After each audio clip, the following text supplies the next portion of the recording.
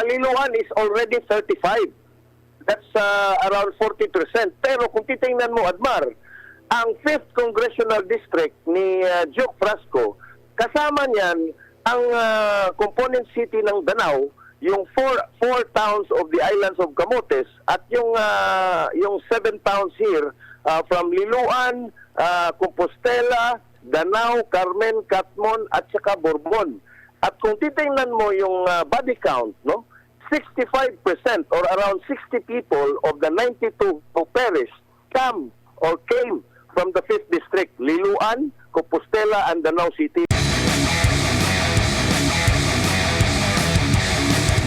Ikaw ay nasa Liloan, tama? Yes, no? Liloan Town. And kabilang ang Liloan, so sinasabing grabe din yung epekto. Pero bago mo na yan, maikwento mo muna yung kasagsagan ng pagtama ng bagyo. Kasi ikaw, wala ka sa Europe eh. Nandyan ka sa Liloan mismo. O ano ba ang maibabahagi mo sa ating kababayan na Ibi? Okay, tama, no? I actually natulog ako na maaga around 9 o'clock kasi nga November 3 kagagaling ko lang din doon sa Toledo City, no? It's a 65-kilometer town west coast of Cebu, my place.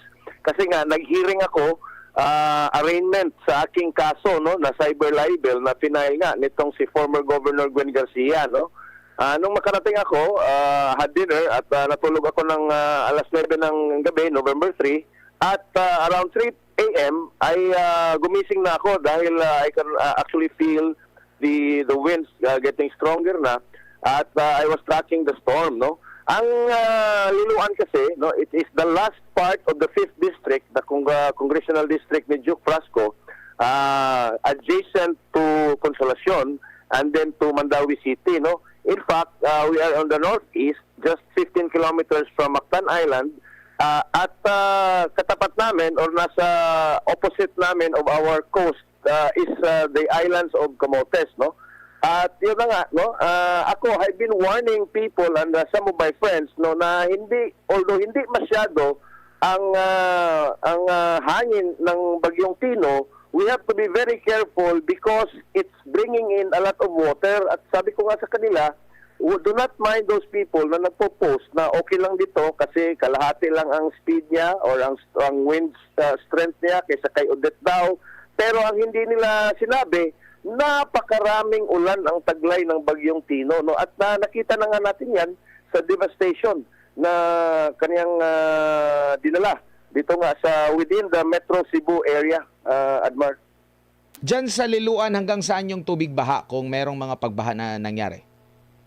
Actually, where I am, ang Katarman, we are a bit lucky kasi yung barangay ko is the next barangay adjacent to Consolacion. We are on the very east coast. We are actually higher ground, around 7 meters above sea level.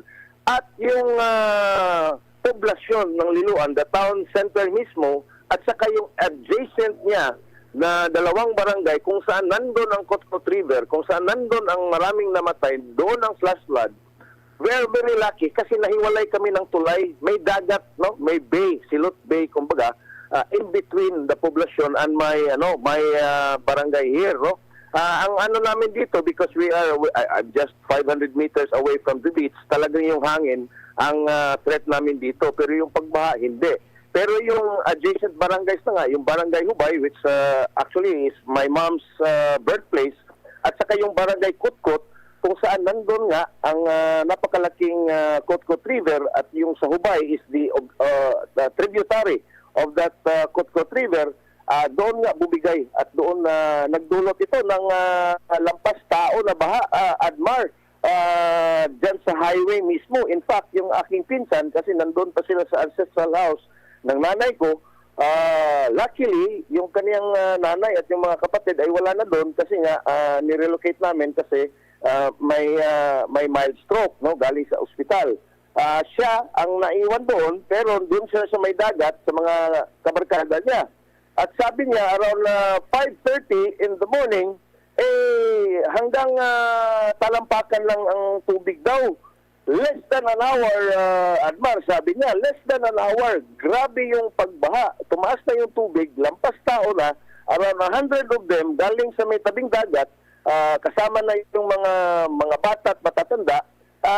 They wage through yung hanggang dibdib na tubig na napakalakas daw yung agos at hindi sila makatawid doon sa kabilang parte ng highway kasi nga ang highway kasi ay parang naging malaking ilog at buti na lang daw mayroong unfinished na 3-story building at doon sila umakyat, about 100 of them doon sa pangalawang palapag at they waited out na humupa yung baha. Sabi niya between 6 a.m. To around 11 a.m. na medyo humupa at around 12 ay may makadaan na daw yung mga sasakyan. This is unprecedented in our history. Ako 55 years old na ako ngayong November, but this is way beyond my imagination even, Admar. So, kumbaga sa kasaysayan, ito yung pinakamalala kasi out of sa report kasi umabot na sa 89 ang bilang. Actually, Admar, ang latest is 92. 92 na at karamihan dito ay dyan sa inyo pong bayan sa Liloan. Sa Liloan is already 35. That's around 40%. Pero kung titingnan mo, Admar, ang 5th Congressional District ni Joke Frasco, kasama niyan ang component city ng Danao, yung four towns of the islands of Camotes at yung 7 towns here from Liloan, Compostela, Danao, Carmen, Catmon at saka Bourbon. At kung titingnan mo yung body count, no? 65% or around 60 people of the 92 who perished came from the 5th district, Liloan, Compostela and Danao City, Admar.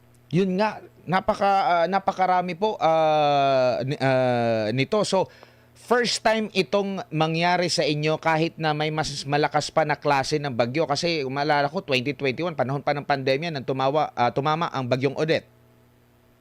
Tama, Admar, no? Ako po medyo may katandaan na rin at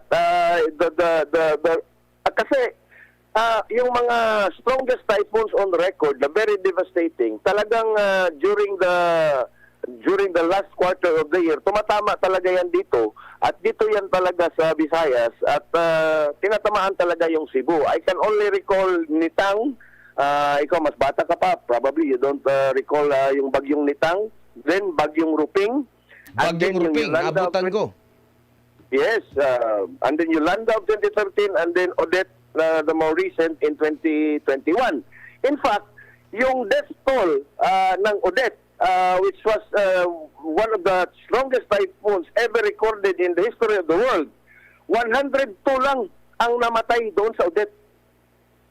102 lang. Ngayon, nasa 92 na kami and there are people that are still missing. The body count keeps on piling and it's not just Liloan, Admar. It's Cebu City, the Butuanon River in Mandawi City, no? At ewan ko kung ilan na yung patay doon sa hinterlands of Cebu and even Consolacion, the adjacent town of Liloan na meron ding Kansaga River at umapaw din. Opo. Ganon din, flash flood din. Yung klase ng mga pagbaha nito, maraming first time sa inyo, first time dyan sa Liloan. Nakita ko talaga doon sa Cebu, yung sa ano bang barangay yun? Barangay Bakayan. Na nakita ko maraming mga kotse, maraming mga neighborhood. Ibig sabihin talagang matagal na siguro sila nakatira dyan at nag-expect sila na wala talagang baha dyan, kaya dyan sila tumira. Pero suddenly talagang parang pinagpapatong-patong yung ilang mga sasakyan nung humupa na yung baha, Sir Ibi. Tama, no? At yung nakita mo sa pictures doon sa Bakayan, it's the same here sa Liloan. Kasi in between the Kutkot River, Admar, for our kababayans na nakikinig, i-describe ko lang, no? Yung Kutkot River, no? Malaking river yan siya. At may tributary yan before the Kutkot main river, meron yang tributary at merong maliit na tulay dito sa Ubay nga, no, yung Barangay Ubay. Between Barangay Ubay and the Barangay of Kutkot is around 7 subdivisions na naapektuhan ng pagbaha kasi nga hindi na makaya ng main river, nag-overflow na rin yung tributary niya dito sa Hubay, na-trap ngayon yung mga subdivisions in between the two streams, the main river and the tributary. At yung mga dalawa doon, yung Villa Lara, yung Colorado at yung kung ano Villa Salea, no? Ay ano sila, nasa lower part, hindi sila elevated. So talagang ma-inundate sila at makikita mo sa mga pictures nga dito nung sinabi ng aking mga kaibigan dito nga, yung kapatid ko nga, classmate niya ay namatay kasi yung bahay nila, ang likod ng bahay nila is the river bank of the Kutkut River. Kaya nalunod at namatay daw yung dalawa, yung mag-asawa na classmate ng kapatid ko. At yun nga, patong-patong din dito ang mga sasakyan, yung mga motorsiklo, hindi na mahagilap, lahat, no? Admar, talagang this is historic, no? This is I cannot even imagine. Even in my imagination, hindi ko talaga naisip na mangyari ito sa amin dito sa Liloan. And even in Bakayan, in Talamban, Admar. Sa post ni Governor Pam Baricuatro, meron daw at least 26 billion pesos daw na halaga ng flood control project. Meron din tayo na nakukuha ng mga information na from 2022 hanggang 2025, meron daw at least 410 na mga flood control projects, no? Kabuang nagkakahalaga ito ng 15.7 billion. Sabi dito, approximately 50% of Cebu's 410 flood control projects worth 15.7 billion pesos ay itinayo, kinonstruct dyan sa mga major rivers, mga creeks at tributaries, kabilang na ang mga areas outside ng Metro Cebu. So anong nangyari po dito sa mga flood control project na sanay magkokontrol sa flood, pero ang nangyari parang kinontrol nilang flood na magkaroon ng flood? Tama, no, Admar, ako rin, no, hindi ko maintindihan, no, although talagang una na doon, no, it's ang ano ko rin doon is the lack of precaution and the lack of situational awareness and the lack of information. Kasi sinabi na talaga ng Pag-asa and even the joint warning storm warning system lahat na this storm is going to bring a lot of water. Pero ayun na nga, siguro kampante din yung mga LGUs, yung iba wala dito, yung mga mayors, no, nasa Europe nagbabakasyon. Pero again, tama ka, Admar, no. I don't know if Pam Baricuatro is correct in her figures and I don't have the exact figures, but ito na lang ang sasabihin ko, no. Ang Cebu province, no, is number 2 of the most flood control projects, 'di ba? 414 ata, no. Next only to Bulacan, na talaga namang kilala natin na talagang flood-prone province yung Bulacan. Pero number 2 ang Cebu sa dami ng flood control projects, when in fact Cebu is not even in the top 10 of the most flood-prone provinces in the country. Now, going back to your question, tama ka, no? Kasi nga, itong Kutkut River nga, no? In fact, nung nag-research ako, about 300 plus million na, almost 400 million, and in fact, I could argue, even before itong flood control scandal, meron na yung mga ginawa dyan si Duke Frasco. Ang tinatawag dyan na flood control projects at flood mitigating projects dyan sa Kutkut River alone, no? At bakit nangyari ang ganito, no? Ganon din sa Talisay City na parang ang QM Builders nga, si Alan Tirante na hindi na mini-mention ngayon sa mga hearings dyan sa flood control, is the main contractor. At sa laki ng budget ng flood control project sa Cebu, most of that sa Cebu City at sa Talisay City went into the Mananga flood control projects, kung saan nag-overflow nga at napakalaki ng damage. At ganoon din sa Mandawi City, because the Mandawi City, no, and the 6th district, no, the 6th engineering district of the DPWH, actually sila yung may pinakamalaking share doon sa mga flood control projects dito sa Cebu, no? 7.6 billion ata pesos if I'm not mistaken. Ang 6th engineering district ng DPWH, no, sakop niyan ang Mandawi City, ang Cordova Town doon sa island of Bactan at yung Consolacion Town, nakatabi lang ng aming munisipyo ng Liloan. At yun na nga, nakita natin at marami na nga rin patay doon sa Mandaue at doon natin nakita na yung Butuanon River, it's one of the major rivers dito sa Cebu, sa Mandaue City nga. At di ba, naging controversial nga yan dahil noong last year pa, nasira yung dike at it was exposed at nakita natin na walang steel rebars ang ginamit doon at puro mga kawayan ang kanilang ginamit na reinforcing bars. No? So yun, Admar. Mas mabuti pala siguro na wala na lang flood control project kasi kung kailan walang ipinagmalaki na mga flood control, wala pang mga pagbaha na kagaya nito, Sir EB. Tama, no? It's nature's way of fact-checking the claims, no, of Bongbong Marcos, no, and these corrupt politicians. Una na dyan, Admar, no, tama ka, no? Halimbawa lang dito sa amin sa Liloan, yung tributary niya, no, na umapaw nga, no, when I was a kid, no, when in my teens, in fact, no, or even my 30s, no, ang lapad niyan is probably around 40 or 50 feet, no? Ngayon, because of the reclamation and the subdivisions at yung mga developments nila na walang konsultasyon at walang proper flood management and drainage plan, na-restrict na. Nilagyan na lang yung ng culvert, yung maliit na tulay, Admar. Biro mo, it used to be a tributary, 40 feet, almost 50 feet wide, exiting to the sea, the Camotes Sea. Pero ngayon, pwede mo nang lundagin ang kabilang side. Kasi nga may mga private individuals na may pag-aari ng mga lupa katabi ng creek na yan, katabi ng tributary na yan, ni-reprop nila, ni-reclaim nila yung mangroves, tinanggal pa yung mangroves, tinanggal pa yung daanan ng tubig. Kaya ngayon na-constrict. Ganon din yung sa Kutkut River, no? Ganon din ang nangyari. It's constricted already because of development. Again, nireklamo na yan ng mga residente dyan pero walang nangyari. At ngayon, ito na nga, the people paid the ultimate price, no? Their life. Opo, and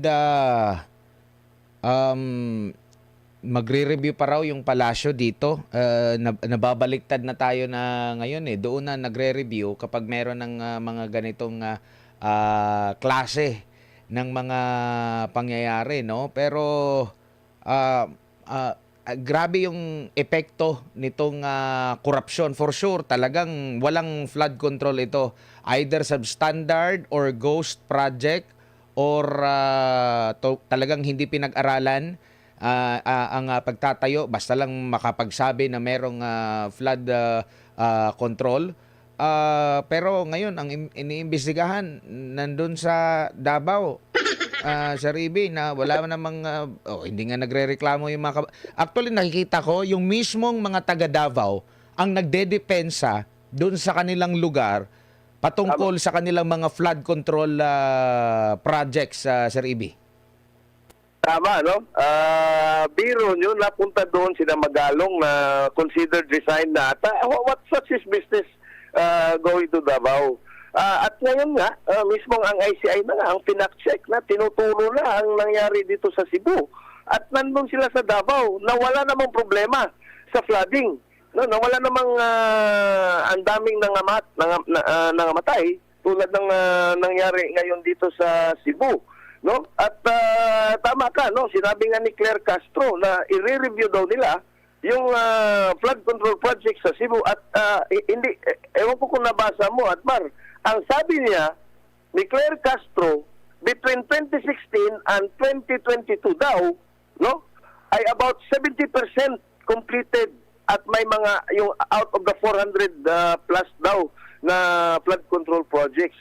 Meaning, sisisi na naman nila ito doon sa previous administration ni former President Duterte.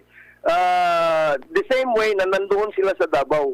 Ngayon, pero yung Odette, Sir Ibi, naganap yun na during Duterte administration, during sa pandemic season yun, sabay yun. Pero wala tayong nakitang kagaya nito, kalala. Tama, no? Tama ka, Admar, no? In fact, sasabihin ko nga ulit, no? Ang death toll lang sa entire province, sa buong probinsya ng Cebu, no? Including the islands of Camotes and the islands of Bantayan and Mactan Island. Ang recorded doon officially is between 102 and 112. That was Super Typhoon Odette, no? One of the strongest, if not the strongest storm in the whole planet Earth. No? Pero walang ganoon karaming patay. Ang mga nangamatay doon ay yung mga matitigas ang ulo na hindi nag-evacuate when they were advised to evacuate, no? Sa mga flood-prone areas at sa near the shores, no? Na kung saan malakas yung storm surges, no? So, ang nangyari doon ay parang kasalanan na rin doon sa mga biktima na yon kasi nga hindi nakinig. Dito, iba. Kasi nga, kampante yung mga tao because may pinagyayabang sila na mga flood control projects. Pinagyayabang nila na mga river embankments projects, na mga flood mitigating measure na napakaganda tingnan sa mga post ng mga politikong ito. So ang mga tao na nandyan nakatira, ilang taon na rin silang nakatira dyan, ay kampante na hindi mangyayari sa kanila ang nangyayari ngayon. Pero nangyayari nga, Admar. Meron pang sinabi dito si Claire Castro, sabi niya, so dapat din po itong makita dahil kung meron pong 343 flood control projects noon pa man, dapat sana ay gumagana po ito. Dapat bang questionin ito? Noong merong 300, halimbawa kung ito'y totoo yung kanyang mga sinasabing merong may 300 flood control projects, during that time wala tayong nakitang ganito na mga pagbaha. Bakit kung kailan nag-umpisa na kayong merong, kasi sinasabi nila parang nasa 180 plus lang during Marcos administration, mga 168 lang ang Marcos administration. Kumbaga dapat mas mananaig yung Duterte administration, dapat nagiging baka yung inyong flood control projects, yun yung dahilan, hindi pinag-aralan kaya nagkaroon ng mga pagbaha, Sir Ibi. Tama, no? Kasi nga, between 2016 and 2022, up until now, no? Wala talagang major na breach, no? Of rivers, no? Na ganito kalala ang danyos, no? Ganito karami ang namatay.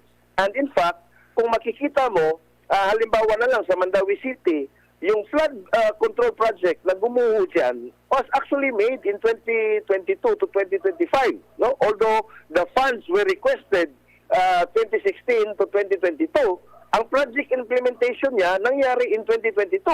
Ang project completion, yung iba, nangyari 2024.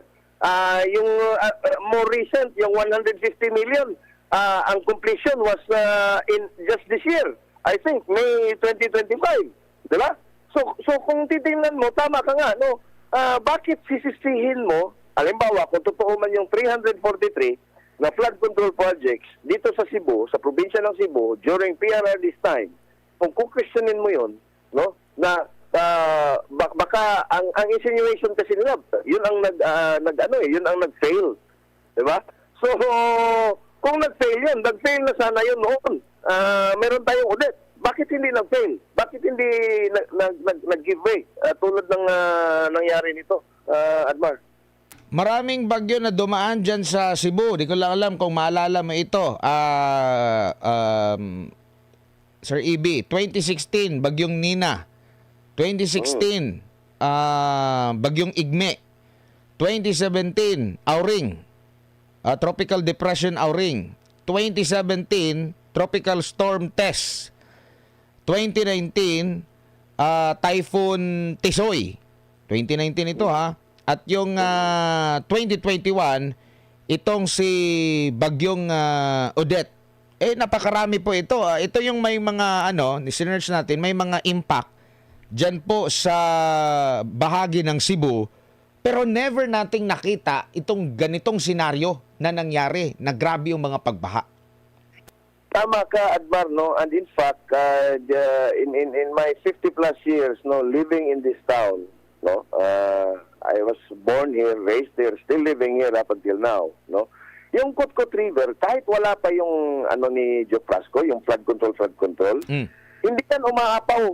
No, umapaw, lumalaki yan. Yung Butuanon River, ganun din, lumalaki. Pero never na umapaw ng ganito kalaki ang pag-apaw niyan, no? Yung Kansaga River, ganun din, no? Pero yun na nga, no?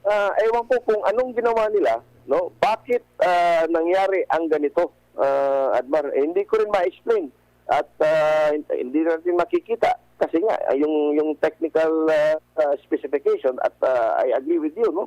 Baka hindi ito sinunod o wala lang sigurong logical premise doon sa disenyo.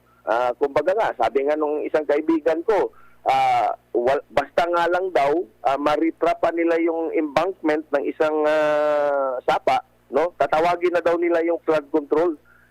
Embankment lang, riprap lang, flood control ba yun? That's more like erosion control. Yung flood control is you manage the entire flow of the river and the prospects of having a flash flood occurring in that river at para nga makontrol mo ang pagdaloy ng ganitong uri ng baha, which is yun na-experience na natin ngayon. Admar. Opo. Gaano kadelikado na may ganitong klaseng gobyerno na hindi tumatanggap ng kamalian? At isisisi o hindi, parang sasabihin na hindi naman yan sa amin eh. Kahit na nangyari ito ngayon, hindi sa amin. Gaano kadelikado ito pag ganito yung klase ng meron tayong gobyerno, Sir Ibi? Talagang napakadelikado, Admar, no? Because ikaw, ang measure kasi ng isang napakabuting leader ay yung hindi pagsisisi doon sa previous administration. In fact, ang gauge, no, ang measure, ang batayan ng isang magandang leadership ay ang pag-provide ng solusyon kung may failures yung previous administration or i-improve ang mga sistema at ang mga proyekto ng previous administration. But we do not see it happening dito sa Marcos administration. Kaya napaka-dangerous talaga, Admar, kasi nga, ang ginagawa nila is very reactive, no? Aantayin nila na may mangyaring sakuna and then i-blame nila doon sa previous administration. That's one. Number two, makikita mo talaga na in the past 3 years, no, almost 4 years of the Bongbong Marcos administration, wala talaga silang ginawang mabuti at napakahalaga sa impact nito sa ating mga kababayan, lalong-lalo na dito sa mga flood control projects. Bagkus, ang nangyari, nakaw lang sila ng nakaw for the last 4 years, no?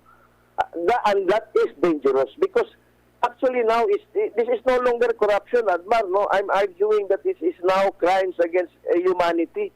Ganito karami ang namatay when in fact si Pangulong Duterte is just being indicted for crimes against humanity for what? 30 or 43 murders na hindi naman, wala namang klarong ebidensya. Ngayon, ito, 92 na. At hindi natin alam kung dadami pa ang body count nito in the coming days, Admar. Oo nga eh. Talagang nakakapan na lumo pag ganito yung sitwasyon. Kasi ang tapang pa naman natin, pinagmamalaki natin na meron tayong meron palang pinahiram ang US na abot hanggang China ang kakayanan, no? Tapos sasabihin, matapang tayo eh. Marami mga statement, hindi nagkipagkamay sa kanyang counterpart. Yung isa naman nagnakaw ng pakipagkamay. Yung presidente natin, kahit na malayo siya na table, nahihiya daw siya kahit hindi naman siya pinalapit matapos banat-banatan sa ASEAN. Tapos narinig pala niya na nagkasundo yung US at China din pala. Pumasok doon. Kaya nga nabigla yung napansin mo yung foreign minister no? May Yeah, unang Mr. Wang lumapit, yun nga. Talagang nakasimangot. may unang lumapit doon kay President Xi Jinping. Wala lang yung nasa likod niya, yung foreign minister. Pero nang paglapit na mismo ni nabahala. 'Di ba? Kasi saglit lang, ito yung bumanat-banat sa atin sa ASEAN, tapos dito parang nandun pa rin yung paninira. Sinasabi pa ngayon, latest pa ng Armed Forces of the Philippines, 20 to 30 days dapat maganda tayo bago tayo makatanggap ng tulong. Sa modern warfare ngayon, yung 20 to 30 days, baka pulbos na yung Pilipinas. Ganyan tayo kumbaga pinagmamalaki natin yung mga ganong pangyayari. Pero dito pa lang sa kalamidad, pinadadapa na tayo. Paano mo ma-encourage ngayon ang mga Pilipino na makipaglaban kasama ang gobyerno? When in fact, parang ang gobyerno na mismo ang merong kasalanan dahil sa kapabayaan. Tama, Admar, no? Ito nga ang pagtapang-tapangan, no, ng ating gobyerno, lalong-lalo na itong si AFP Chief Browner at si Defense Secretary Gibo Teodoro, no? At ito ba para bang mga bata na yung bang naghahamon talaga, at ang hinahamon nila is the greatest economic superpower and soon to be the greatest military superpower. Kaya nga nakipag-ayos ang Amerika, nakipag-truce ng about 1 year. Alam mo, doon sa nangyari noon, ang sinabi ni Department of Defense Chief, no, Department of War na ngayon, Pete Hegseth, ang sabi niya, they are going to establish military-to-military communication with the Chinese military para maiwasan nga ang mga untoward incidents, yung mga miscommunication na baka makapag-lead into a shooting conflict doon sa South China Sea. That's one. Number two, yung mga tama ka, no? Yung 30 days, itong si Browner, he is saying na yung modern warfare will take 30 days. Alam mo, kung titingnan natin ang arsenal ngayon ng China at ang arsenal ngayon ng Russia, siguro 30 minutes, hindi 30 days. 30 minutes, pulbos na yung buong Pilipinas, Admar, considering what they have now. Alam mo, di ba, before meeting with Mr. Xi Jinping, it announced ni Mr. Trump, they will begin testing their nuclear program. Ibabalik nila. Pero ano bang nangyari? Kasi ang nangyari doon, ang Russia tested dalawang pinaka-ultra-modern na mga nuclear weapons, ang Poseidon at saka yung Brevishnik or something. Yung isa is an intercontinental ballistic missile, nuclear-powered, meaning wala siyang kailangang gasolina or rocket fuel. That rocket can stay in the air, travel around the world for an indefinite period of time. And it can carry a nuclear warhead. ICBM yun. Ang pangalawa is yung Poseidon. It's a cross between an underwater torpedo and a submarine na travels at around 185 to 200 knots. Nuclear-powered pa rin, tulad ng mga nuclear-powered submarines na can stay underwater for an indefinite period of time. Kasi nga, wala problema sa kurudo o sa kung anumang fuel na kailangan ng makina nila kasi nga nuclear powered, and it can travel across the world, across the seas, kung saan gusto ng mga Ruso.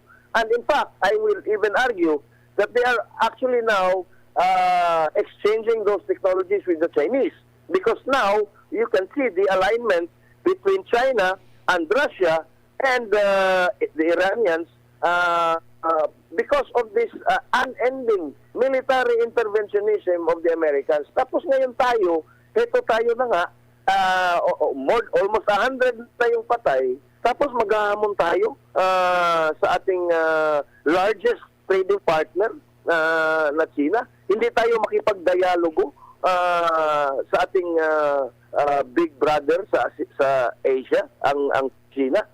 Na para bang si Gibo Teodoro, ang pananalita niya ay yung bang parang bata na yung spoiled brat kung tawagin, di ba? Pero dito pa nga lang tayo sa issue ng korupsyon. Pinadapa na nga yung ating ekonomiya. Though, sa gobyerno, kumbaga, parang di ko naman masisi yung gobyerno. Ganun talaga sila. Nagda-damage control. Pero marami mga ekspertong nagsasabing marami nang nawawala ng tiwala dahil nga issue pa lang ng korupsyon na yan hindi pa yan kasama yung kung meron pang mga halimbawa ganito, napaka-pro natin sa vulnerable tayo masyado sa issue ng kalamidad. Nakakapag-discourage din yan ng mga investor. Kung matuloy yung gera din yan, so meron pa bang investor? Dito pa lang sa korupsyon ng kagagawa ng mga opisyal ng gobyerno, dapa na tayo.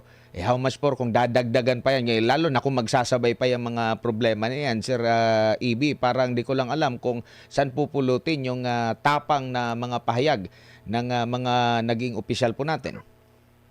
Actually, Admar, the business community have already spoken. No less than the president of the Philippine Chamber of Commerce and Industry, George Barcelon, and Brian Ang of the PCCI has warned the government na baka even Stephen Koyenjing or something, yung napakagaling na investment banker, sinabi na nila, na tayo, we have lost our credibility.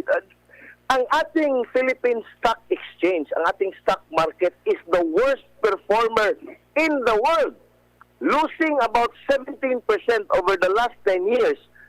And most of the losses occurring between 2022 and 2025, while our neighbors in Indonesia and Vietnam are experiencing rapid and robust investments on their stock market. Pangalawa, ang ating FDI investments ay kulelat tayo sa lahat ng mga kulelat.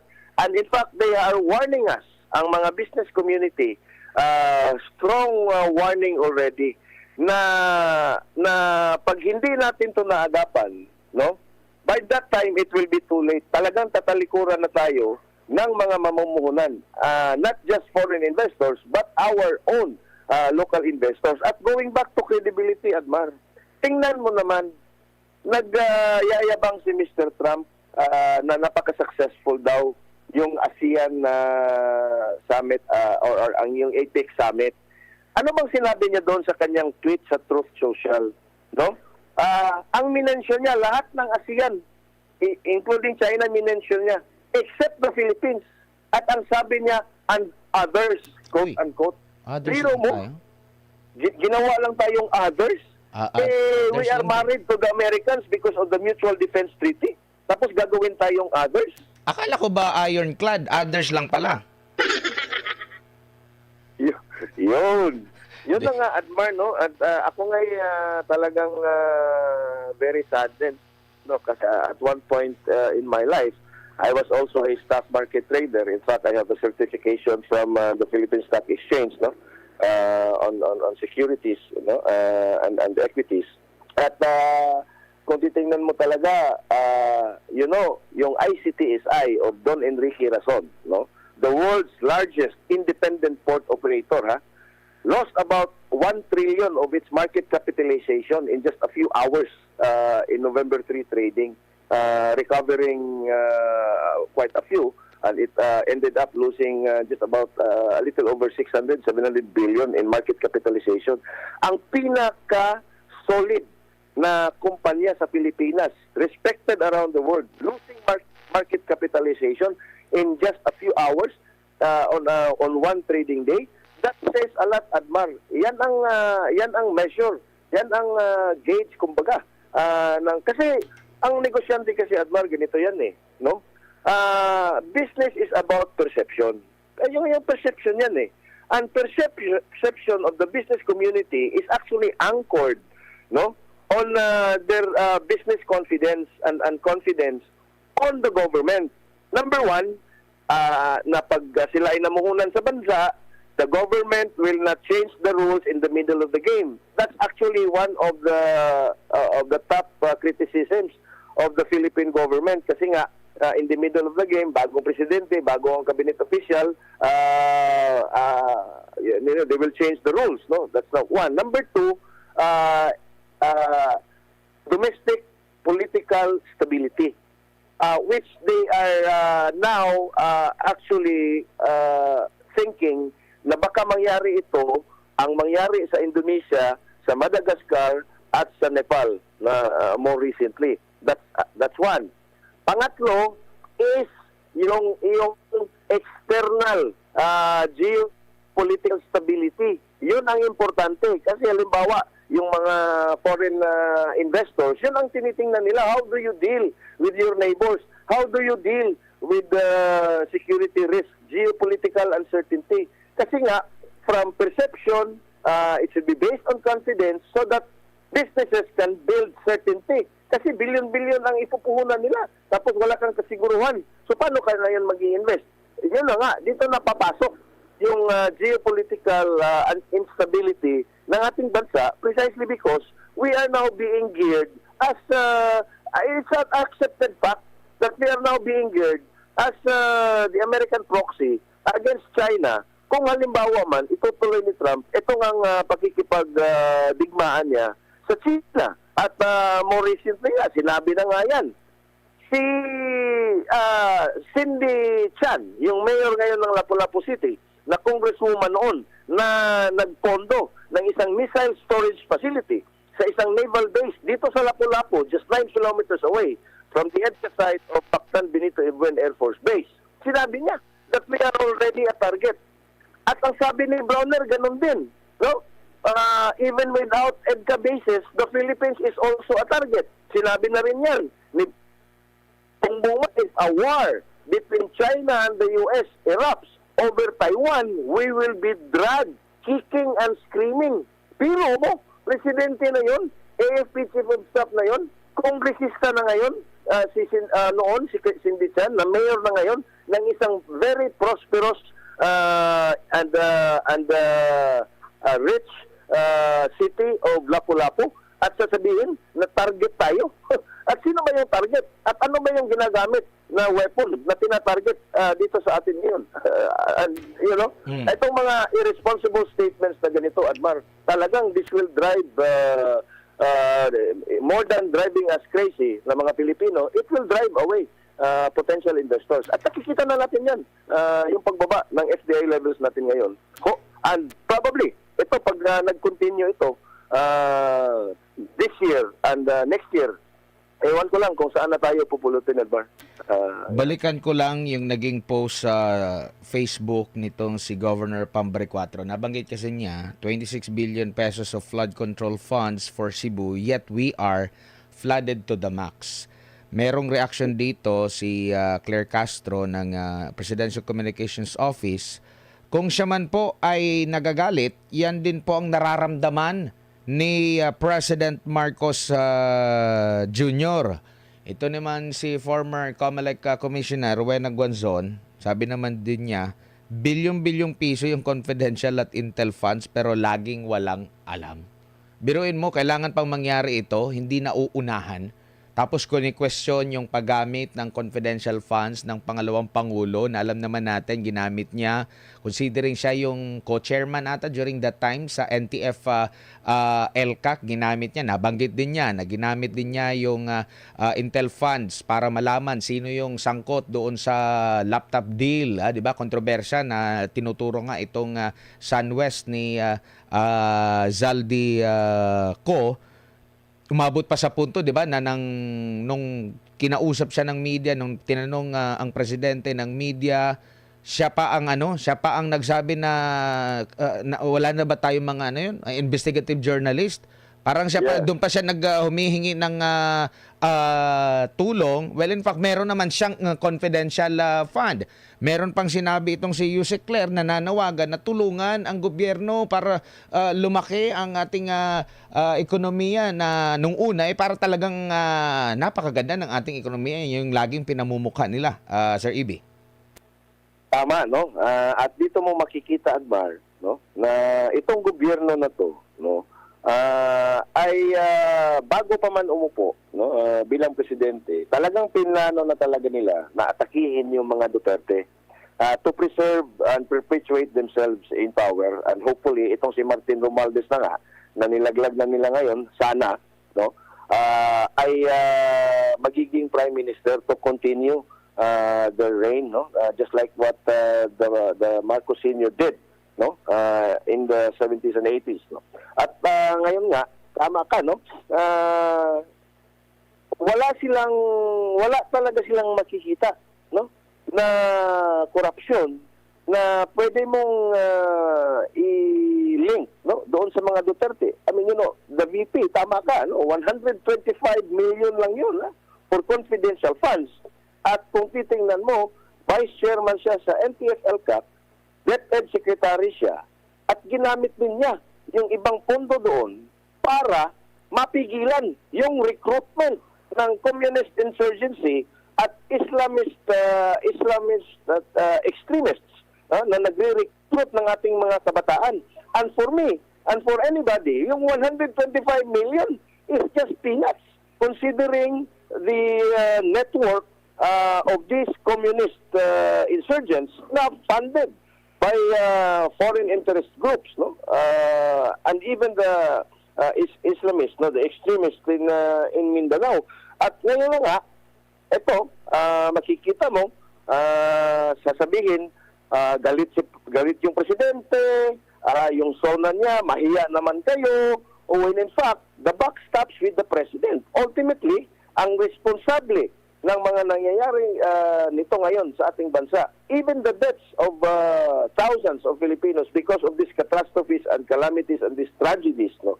The ultimate responsibility should fall squarely on the president himself, Bongbong Marcos, because of the doctrine of command responsibility, Admar.